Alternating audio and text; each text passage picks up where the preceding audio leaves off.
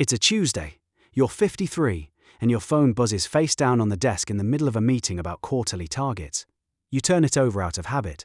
It's a payment, money in. Not your wages, those don't come till the end of the month. This is a dividend. It landed this morning, on its own, while Karen from Finance talked about Q3, and it's larger than what this job will pay you for the whole of this month. Nobody in this room knows that. They think you're one of them. You've let them think it for years. And you should know, right now, that you did not out-earn your way here. You never had the big salary, never got the corner office, never inherited a bean. You started one deeply boring thing when you were 25, that a lad called Lee laughed at over a lunch break, and you kept it running for 28 years while your whole life happened around it. But that's not really the story. The story is that 3 times, 3 specific nights I can take you to, you very nearly threw the entire thing away. And the only reason you're sitting in this meeting not needing the money they're about to pay you, is that, on all 3 of those nights, you didn't. Let me take you to the first one. You're 25. You've got a normal job on a normal wage, and Lee sits at the next desk, started the same month as you, on the same money, more or less. You've done a slightly odd thing. You've saved a couple of grand, nothing dramatic. Just the sort that builds up when you make your own lunch and run an older car you own outright instead of a newer one on finance.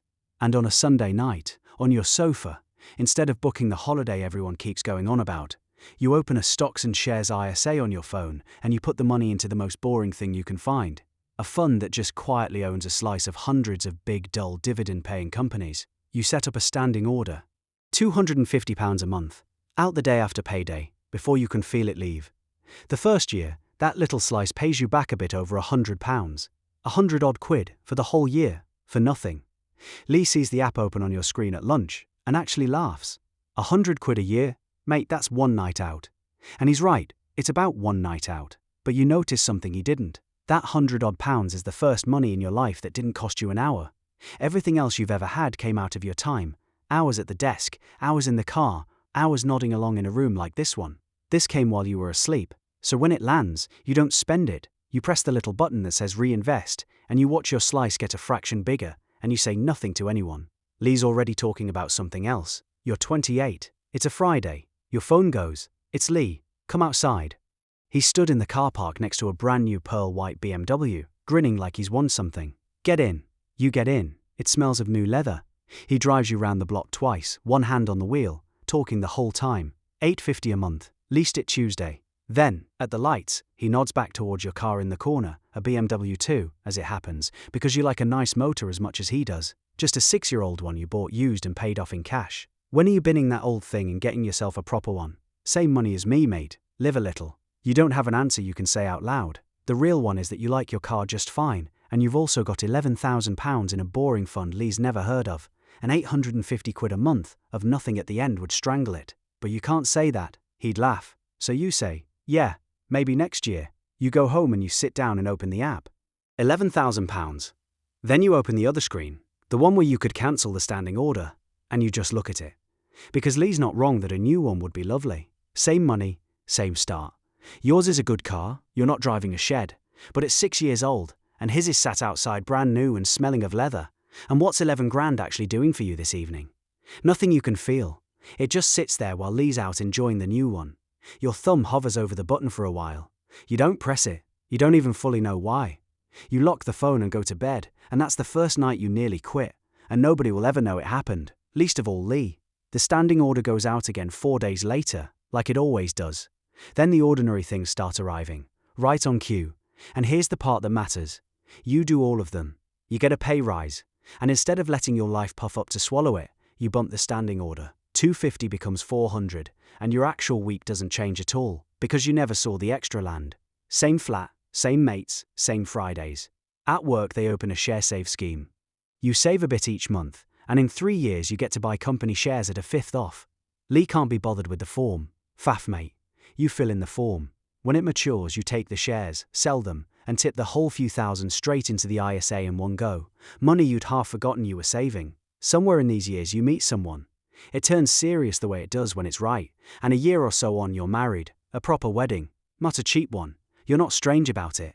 The standing order doesn't stop, it just runs underneath everything, the way the boiler runs, and you mostly forget it's there. And a couple of years into all that, the pot's at about 60 grand. And one Sunday you work out that the 4% it throws off is roughly $2,000 a year, which is roughly what the heating and the power cost for the year. So that winter, every time the radiators tick on, some quiet part of you knows you're not the one paying for it. You never say this to anyone. It's just a warm feeling that isn't only about the warmth. You're 33.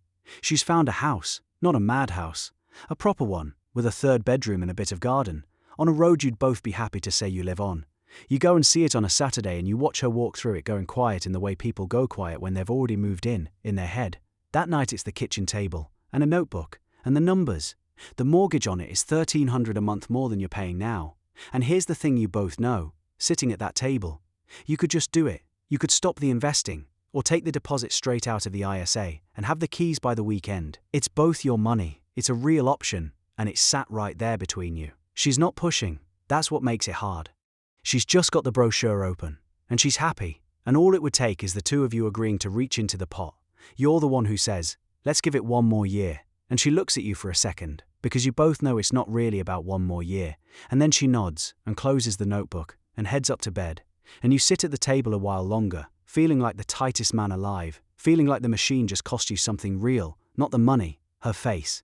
You take the smaller house, the one you can carry without touching any of it. It's fine, it's a good house. But you don't forget the Saturday she went quiet in the one you didn't buy, and neither, entirely does she.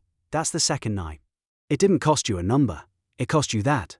You're 36, and the world falls over. You don't need me to name the year, there's always one. The muse goes red for weeks and the pot, which is over 100,000 now, which took you 11 years, drops by a quarter in a fortnight. For the first time it's going backwards faster than you can feed it. Close to £30,000, gone, on a screen while you watch. It's 2 a.m. and you're on the kitchen floor with the laptop, the only light in the house, and the number's in red, and the sell button is right there, and every voice you can think of is telling you to press it. The telly, the bloke at work, Lee, who messaged earlier saying he's gone to cash mate, this thing's going to zero. You could stop the bleed right now. Take what's left, be done, give her the bigger house with it even. The cursor's on sell, the microwave clock says 2:43. You don't press it, and then you do something that feels insane at the time. You move the standing order up. Because the boring fund you've bought every month for 11 years has just gone on sale, and you buy more of it while it's cheap, on the floor, in the dark with your hand not quite steady. 18 months later that turns out to be the best money you ever put in. But that's not how it feels at 2:43 in the morning.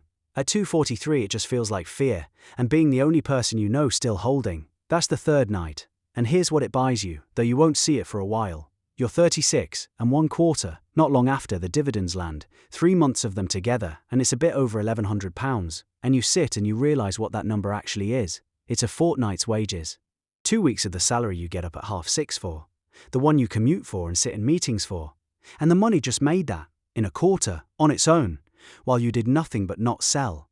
Nobody handed it to you. Nobody clapped. It just turned up, because on 3 separate nights you didn't do the obvious thing. After that, honestly, not much happens. That's rather the point. The kids arrive, one, then another. The car gets bigger and duller. The food shop doubles. And the standing order keeps climbing quietly the whole time, in the background. 400 a month becomes 600 after another promotion. Then 8. By your 40s with the mortgage easier, and the kids past the expensive baby years, some months it's 1,200 going in, and you barely feel any of the increases, because every one of them only ever came out of a raise you never lived on in the first place. Separately from all that, when a raise lands, you also nudge up the workplace pension, where your employer's scheme matches each extra pound you add, up to its limit, about the closest thing to free money a payslip ever hands you. The pension builds separately, locked away for later. The pot paying the dividends in this story is still the ISA. By your mid-40s that ISA is past 400,000, and it's throwing off 18,000 a year, half a full-time wage, arriving without a single hour worked, and every penny of it is tax-free. Because it grew inside the ISA, the dividends arrive without an income tax bill. The whole 18 grand is yours, and the only thing you did differently, all those years back, was pick the boring rapper at 25, and then leave it completely alone. You see Lee at a wedding around then, and it's good to see him, because it always is. He's on the next lease, a nicer badge now, just moved house again, telling you all about it, happy as anything.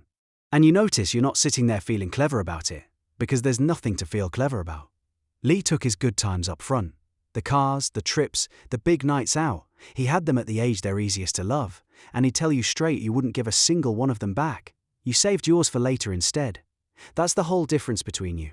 Not smart and stupid, just two different answers to the same question. When do you want your life to feel easy, now or later? He never asks what you drive or where you live. He filed you under doing all right 20 years ago and never reopened it. You let him.